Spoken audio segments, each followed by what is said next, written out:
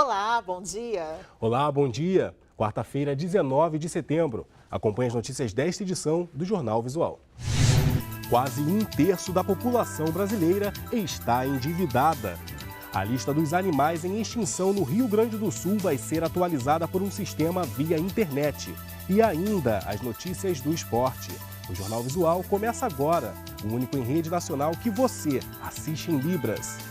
O crédito fácil, aliado à falta de planejamento, tem deixado muita gente no vermelho. Diante de tantas ofertas e facilidades para comprar, está cada vez mais difícil resistir às tentações. Dá vontade de trocar o fogão, a geladeira, tudo, né? Mas o brasileiro anda se empolgando muito. Uma pesquisa do Banco Central revelou que quase um terço da população possui algum tipo de dívida. São mais de 60 milhões de pessoas que têm financiamento de pelo menos R$1.000 em bancos, financeiras ou no cartão de crédito. De uma vez a gente não dá conta de pagar, não, mas aos poucos a gente vai tentando amenizar alguma coisa. Os dados inéditos mostram ainda que a cada segundo o Sistema Financeiro Nacional aprova 15 financiamentos com valor acima de R$1.000 para clientes novos ou antigos. Dentre os brasileiros que têm empréstimos ativos, 31 milhões e 200 mil estão com dívida de mais de R$5.000. E o restante, 29 milhões e 700 mil pessoas, devem entre R$1.000 e R$5.000. Desses endividados, das famílias endividadas, 7% já não pagam mais as dívidas e 21% estão inadimplentes. A renda média dos brasileiros está em torno de R$2.000. Então, se a gente olhar esse quadro de renda versus endividamento, a situação fica ainda mais preocupante. O governo tem incentivado ainda mais o consumo. Até o fim do ano, vai manter a redução do IPI, um atrativo e tanto para vender materiais de construção, produtos da linha branca, como fogões e geladeiras e automóveis. Se você já estiver endividado, fique longe e procure sempre algum tipo de dívida que te traga um retorno, ou seja, que valorize o seu patrimônio, como é o caso da construção civil.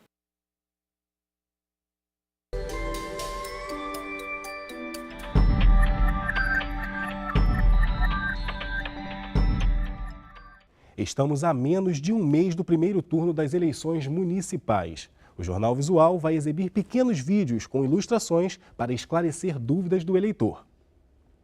No dia das eleições, você precisa levar o título de eleitor e um documento com foto para votar. A exigência, que entrou em vigor nas últimas eleições, foi criada por lei em 2009 para evitar fraudes.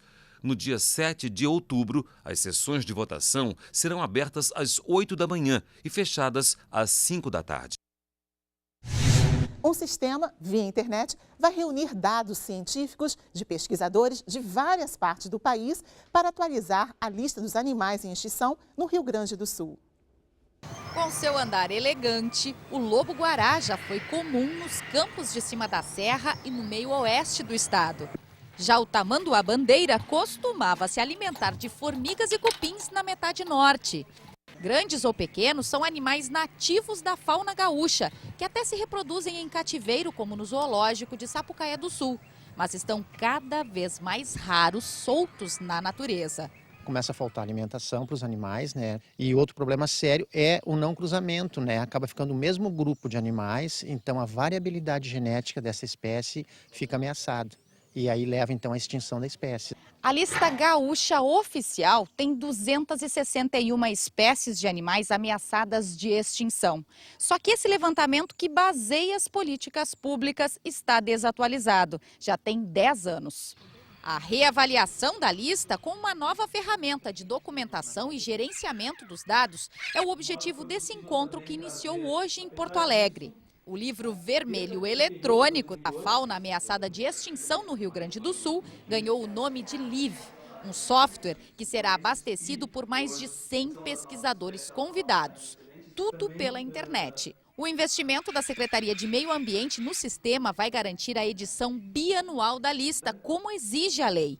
Até o início de 2013, os dados de pesquisas científicas que hoje estão dispersos vão colaborar para a preservação das espécies nativas. Hora do esporte.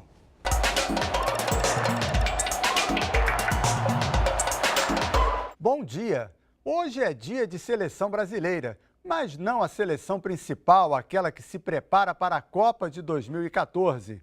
O time que veremos logo mais contra a Argentina, num amistoso com o pomposo nome de Superclássico das Américas, é um apanhado de jogadores daqui contra um grupo de jogadores de lá, desde que atuem apenas nos dois países. Serão duas partidas, aqui e lá. E quem defende esses jogos garante que eles vão servir para que alguns dos convocados sejam observados. Mas eu acho que de nada vão somar, além de atrapalhar as equipes que disputam o Campeonato Brasileiro e não vão poder contar com seus jogadores nos treinos da semana. Ano passado, o Brasil levou a taça com um empate e uma vitória. Aliás, o Superclássico foi a única conquista de Mano Menezes em 2 anos como técnico da seleção. Muito pouco, não acham? Pior, só mesmo as alternativas para escolher o nome da mascote da Copa. Mas sobre isso a gente fala outro dia. Até a próxima!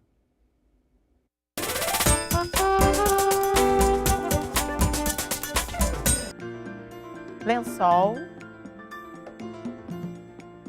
cama,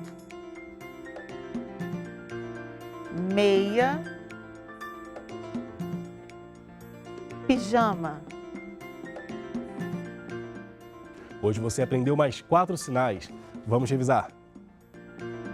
Lençol,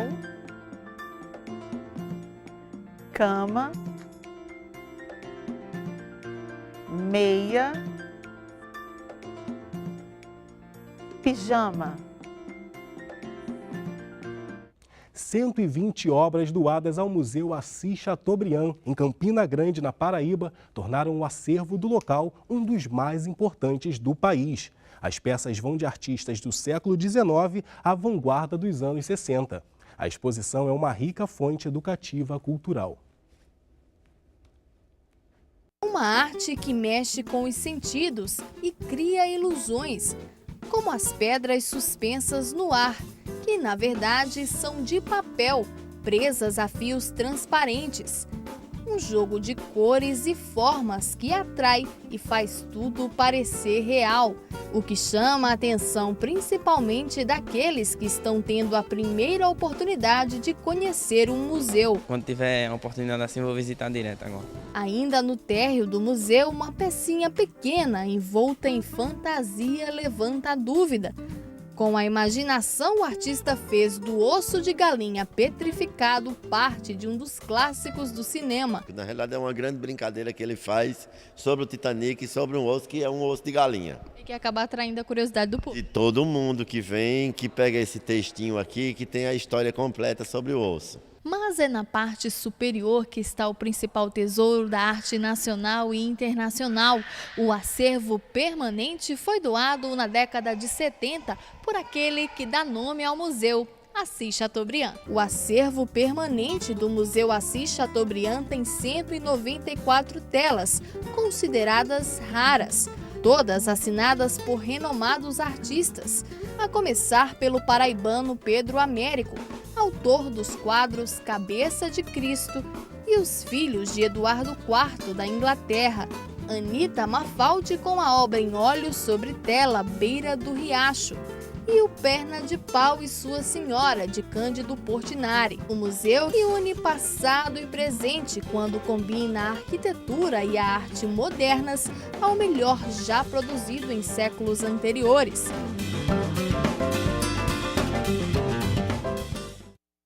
O Museu Assis Chateaubriand, em Campina Grande, fica aberto ao público de terça a sábado, das 9 às 5 da tarde e no domingo, das 2 às 6 da tarde. O Jornal Visual está terminando. Obrigada pela companhia. Para você, um bom dia. Bom dia e até amanhã.